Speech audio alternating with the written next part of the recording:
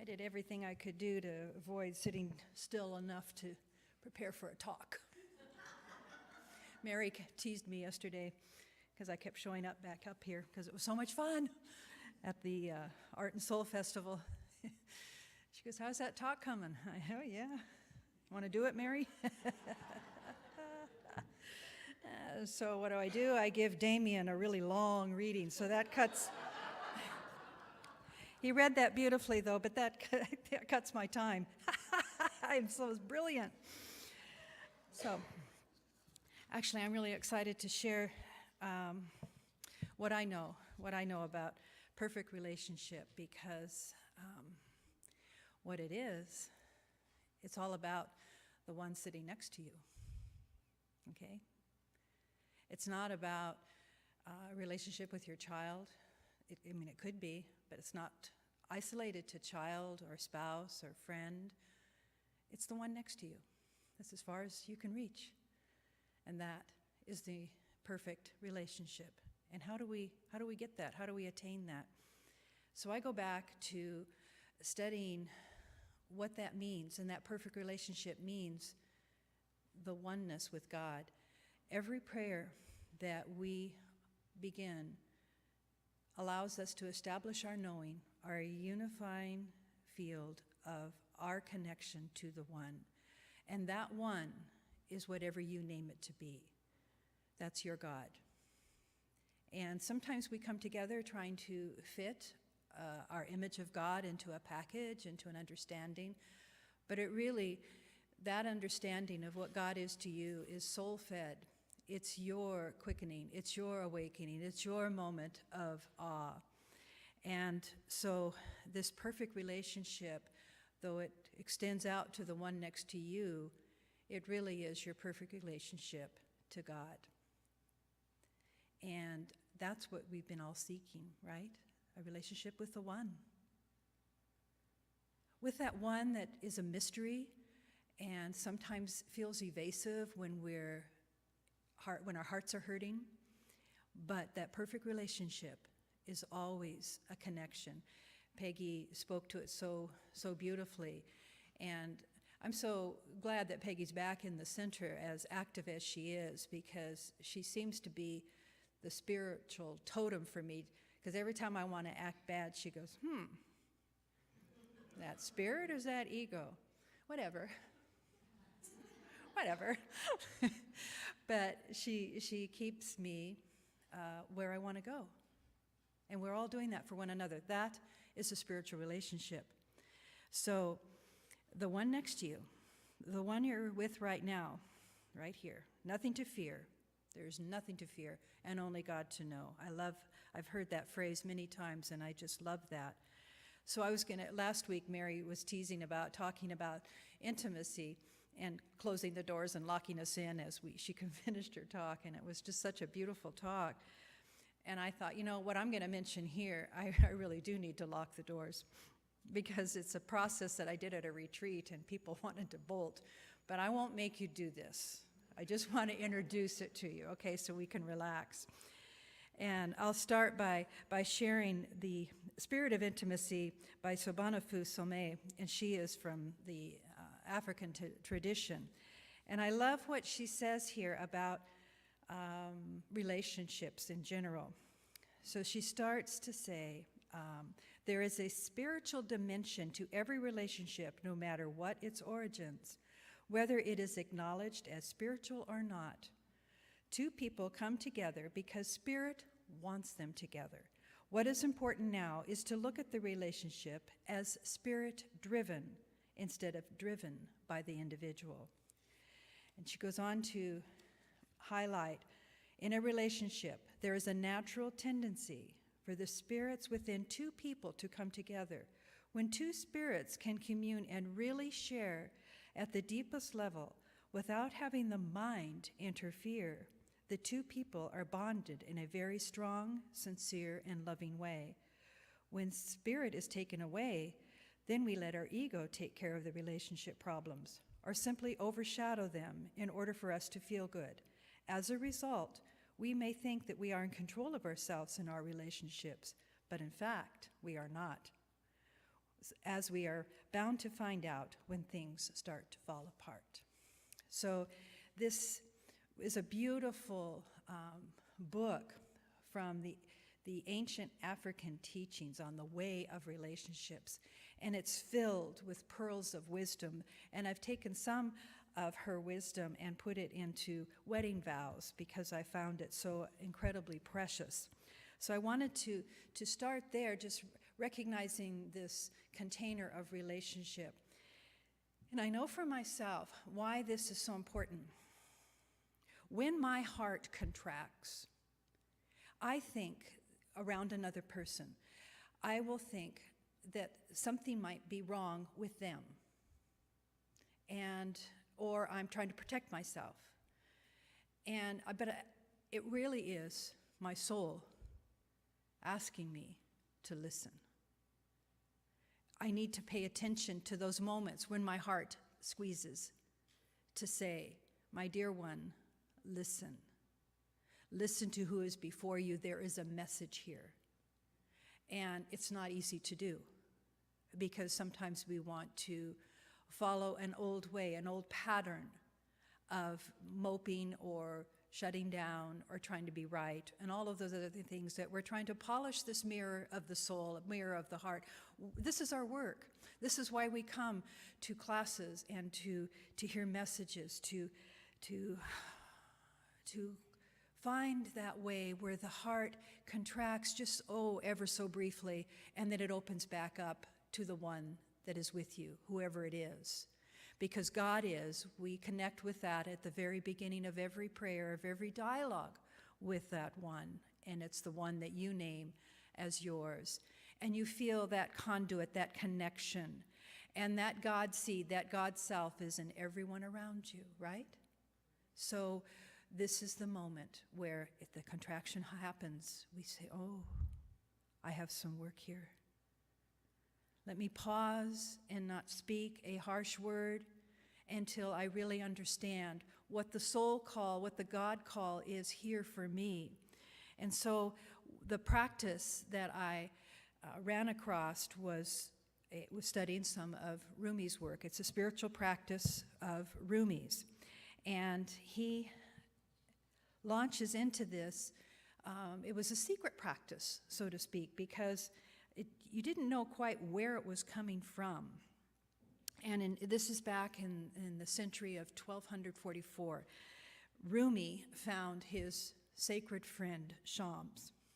And I don't know if you know about that whole story, but Rumi is a mystical poet.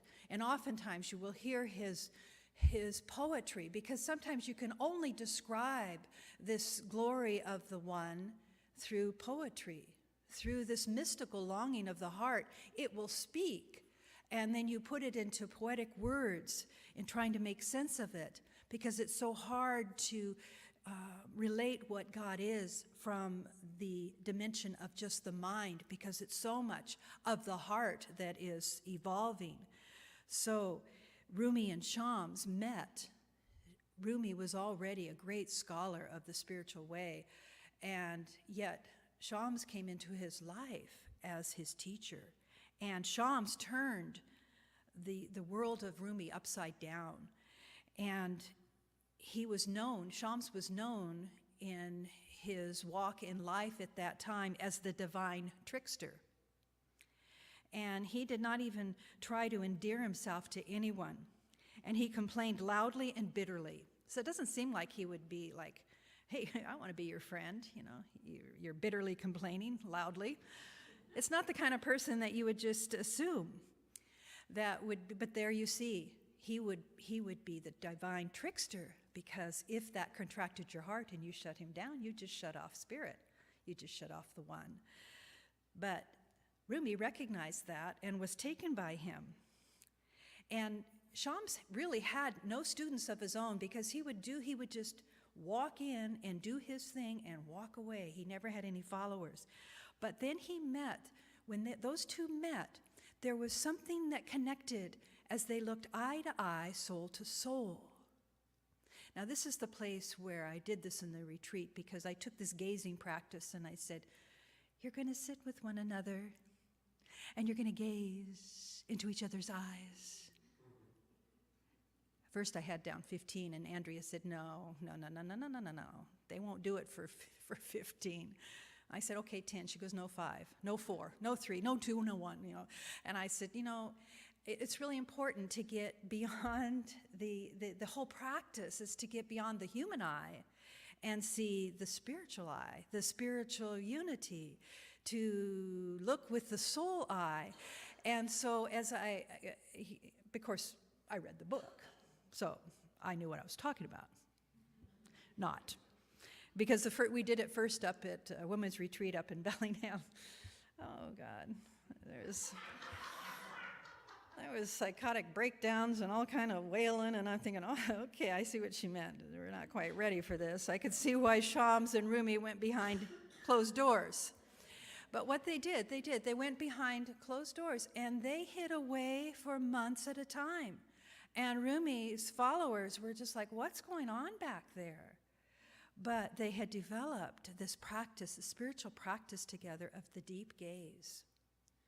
And when you find someone, can you imagine the deep gaze? It's someone you must trust deeply, love deeply. And you know how easy it is. You've done this with the baby, right? Because the baby is undefended. And you can gaze, and that is why love just opens you. That's when you are holding that infant, that divine innocence, and you gaze into the eyes, and the eyes gaze back at you. That's perfection. And it can go on forever, especially if you've been fortunate to have that experience, to just know. And it can be a father and child, mother and child, friend and child. It's that moment you allow yourself just to break right open and gaze deeply with the spiritual eye, with the spiritual knowing.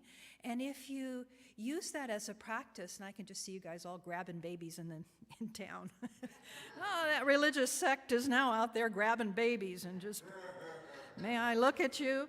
But it's important to find that willingness. And sometimes Rumi even suggested in the spiritual practice, start with a candle.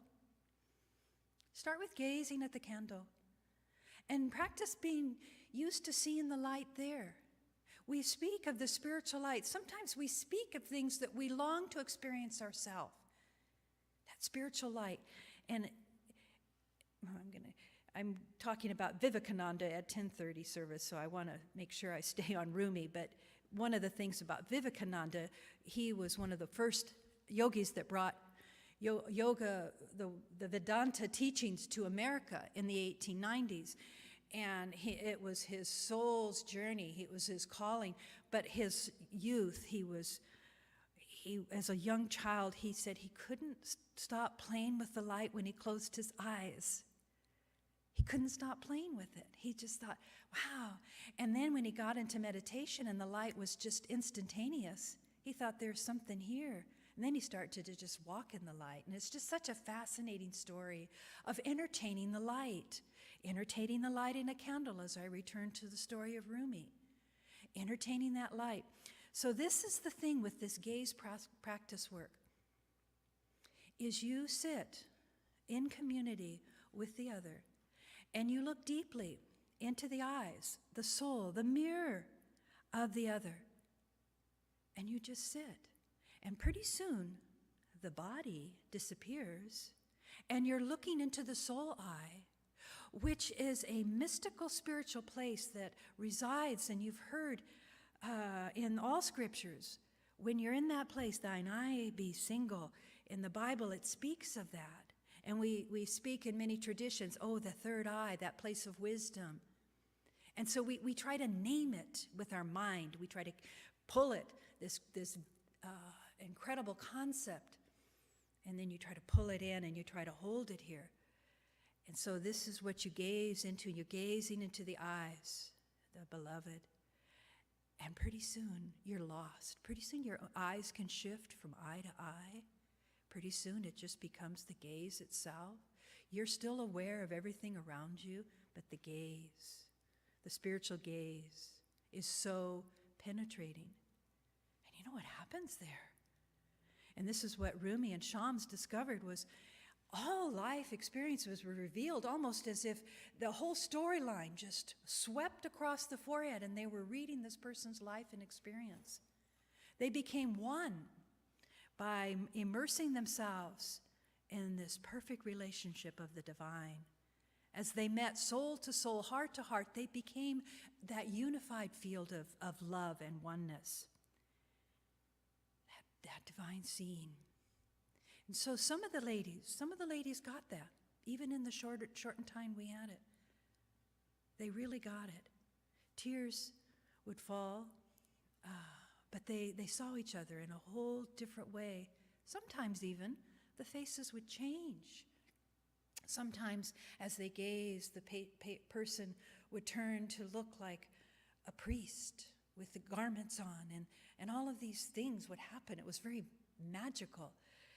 And so this is the spiritual practice of that deep gaze, and I just invite you to practice even with your own self, and to watch when the heart speaks and it contracts down. You say, "Oh, I have my beloved in front of me. It feels irritating. I've named it irritating before, but I know the truth now." Because we walk a path that continues to polish this heart space, to keep us awake. This is what happens when you see the guru at the ashram and you see the long lines of people and they're getting what's called darshan. They're trying to catch the gaze of the one that sees clearly, that sees all. They're trying to catch that gaze for a spiritual awakening. And this is what Ernest Holmes, throughout his experience and throughout his study, and you can read it as he evolves in his lifetime, that understanding, especially in his beautiful poetic meditations at the end of the Science of Mind textbook, they are just filled with this longing of the divine love.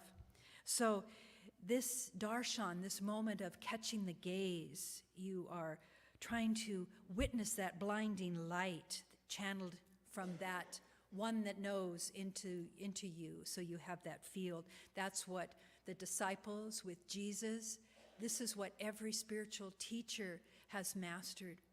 And you know, that's what we want here. We want us all to be not bound by a doctrine, bound by ideas, but be spiritual warriors in that sense, that we have the courage to hold that gaze. So Rumi spent time in prayer, and he was led into this relationship with Shams. And then he himself understood more and more about the interior life. And though it took everybody else by surprise when they went into this seclusion, he recognized the depth of what this really meant. And out of this was born that dance that you have seen, the whirling dervish. They recognized he taught him how to spin on the axis of the heart. And so he taught him to spin on the left leg at the axis of the heart. And he went into this divine rapture. And if you've ever gotten the opportunity to witness the whirling dervish, it is breathtaking. It is mesmerizing. And they spin, and they spin, and they spin. And it's, I wish we could have them here. That'll be a goal someday, to have them here. It's just awesome. But so what they did with each other, they were imparting an understanding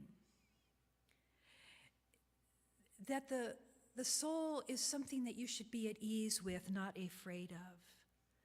This soul loves you. It is so perfect. It is so perfect. And so when we feel like our mind is shaming us, or we have the voice of doubt, recognize that is only the ego. And the soul is calling you to notice that you are constricting the spaces of the body. And it is asking you, why do you suffer, my dear? Open to the truth. So many times we have experiences in our lifetime of things that the heart just cannot bear. But where does it always go? When we think, I can't deal with that. One thing I can't deal with is any kind of child abuse or animal abuse. I cannot go there. And I watch my heart break. And so when it breaks, there goes. And then I recognize, what is the call there? To send love to that suffering, to not leave it in a place of suffering, but to call for that great love, to be the healing balm, to just hold that suffering, to hold it in and look deeply into it and cradle it until it is healed. So the door of your heart's always open. It's one of my favorite Yogananda songs, door of my heart open wide. And really, this is what I'm asking in this perfect relationship with the divine, is doors of your heart, may they stay open. Rumi says, your teacher is love. Love and trust one another to see into each other. Look at me. Look at me. Look at me even just once with those drunken eyes. I've become crazy insane from your drunken eyes. Amazing trees grow from one seed with your look. Open your eyes and look at me carefully. If you have the eyes, look and see. So he elaborates on this idea in his book, and I wanted to share just this passage with you. He says, when eyes meet in this way, when they truly meet in softness and surrender, the soul of the two gazers begin pouring into each other, and the small mind, the limited sense of self of both participants, lift like a thinning blanket of fog, and the astonishing warmth of the sun shines down on the landscape below. The larger sense of self that is revealed, what Rumi calls the mystery of your being, is truly the one great secret hidden behind the scaffolding of creation. To discover for ourselves the concealed message of that secret is for the Sufi one true challenge as a human.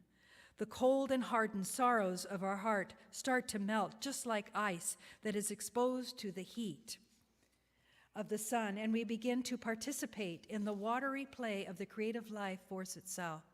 The energies of the heart are like a mighty river. The only way truly to explore this river is to throw ourselves in at the deepest end, surrender to the powerful currents that can be felt to animate the waters, and let ourselves be swept away forever downstream. Look through Sham's eyes into the water that is entirely jewels. Pass your awareness through your eyes. So it's the most incredible book. It's called The Spiritual Practices of Rumi by Will Johnson. And I discovered it by putting the used book sale away. Hey, was that a gem? I love this book.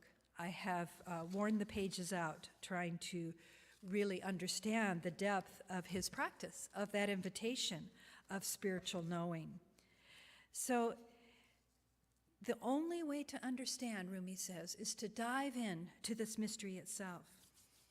Why content yourself with reflections on the surface when each one of you, are perfectly capable of diving deep into the soul of the friend that sits near you? Who are you with? Rumi sets in motion this alchemy of transformation that occurs when two people are willing to look so deeply into each other that they are allowing any awareness that was of separation between them is burned away. It's what's called the divine fire. And he goes on to say, I would rather see my friends and gaze upon them to my fill, and they upon me, because when friends here in this life and world have seen each other's substance thoroughly, their friendship will gain in intensity as they enter into the other world. So this otherworldliness, we always speak of this two different worlds, two ways of seeing, two different paths. The way of the heart sees no judgment. The true way of the heart sees no judgment. When the mind interferes, you start to see that sense of separation. But the way of the mind, with discussion and inquiry, it can be obstinate, It can be objective. It can object to things. You know, the mind, this mind. This is why Ernest Holmes spent so much time in his life's work doing the science of the mind to try to understand the depths. And he recognized the way of the heart is pleasure, ecstasy, honey, and sugar. It becomes a blended vision when you practice this technique. And we find ourselves living in humanity, but also being willing to also touch the life of the ascetic, to try to go underneath all things and really practice making it be a choice of going beyond the duality into the path of the true lover on the Sufi path. So you start to meet, as I close here, you're going to practice this if you choose. Practice again with a candle, with your face gazing at the mirror. But look beyond. Look beyond where we become the critic and go to where our heart opens and pours love. Never shy away. Never shy away from the pull of love. Don't shy away from the pull of love. That's so important. Rumi says it's a risk. It's a risk to let yourself feel what's calling you. God wants you to love because you and God are one. This path is open to you, and yes, it'll have its challenges. It'll have its heartaches. You'll say, I did that, Sue, and it hurt my feelings. Go deeper. And I'm sorry if your feelings get hurt, but go deeper because there's some courage there. There's some joy there. There's some love there. All through those minefields that we tiptoe around, there is the divine, arms open, wide, ready to hold you. There is a stanza from one of Rumi's poems, if we avoid love thorns, we never smell the fragrance of its flower. He invites us to gaze and dwell in the felt sense of the presence until all information is revealed to you. The soul is waiting for you. Friends sit by friends, and those tablets of truth appear. Accept each other as you are, truly how you are. Relax into the sensations of just being present with one another. That is so incredibly freeing when you recognize, oh, I am so in touch with the feelings of my heart. What would I be without this contracted heart? What would I be? How would what's before me transform? I find that, just that, such a beautiful practice, such a perfect relationship. How would I be without the contracted heart? You would be in love. You would be held in love. It would stop everything. So accept each other as you are, as you truly are. This final word of Rumi. My soul dissolves in you, and with you is mingled. All my heart edges soften. Who or what is this indwelling presence that lives inside of your looking?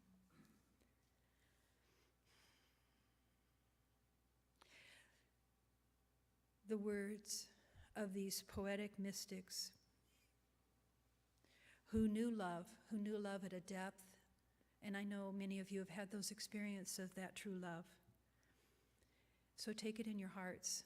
Leave with that today and allow it to be your field of the perfect relationship as you call in the divine and you allow the divine to speak, to be that which speaks, truly aligning yourself to really become what Ernest Holmes has invited us into every prayer. God is and I am. It's in every scripture. Thou art that. Thou art that. Ernest Holmes, as I close with this affirmation, I live in the faith that there is a presence and a power greater than I am that nurtures and supports me in ways I could not even imagine. I know that this presence is all-knowing and all-power and is always right where I am. Join with me. I feel open hearts here. I feel no barriers, no constriction, pure grace. We could weep together in this place of divine love. Right now we are so held in this truth. There is only love. And we have allowed ourselves to listen with ears of the soul, and our boundaries disappear. We become one light, one radiant heartbeat. And as we move from this center today, we recognize it is what is moving through us, operating through us. We become the conduit once and for all of this truth.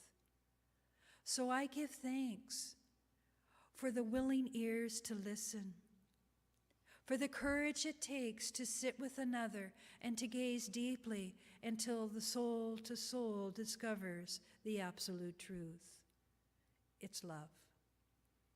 I give thanks for the wisdom of the mystics, of Ernest Holmes' dedication to that truth, for this center that allows us the opportunity to expand in this truth and to take it into our life.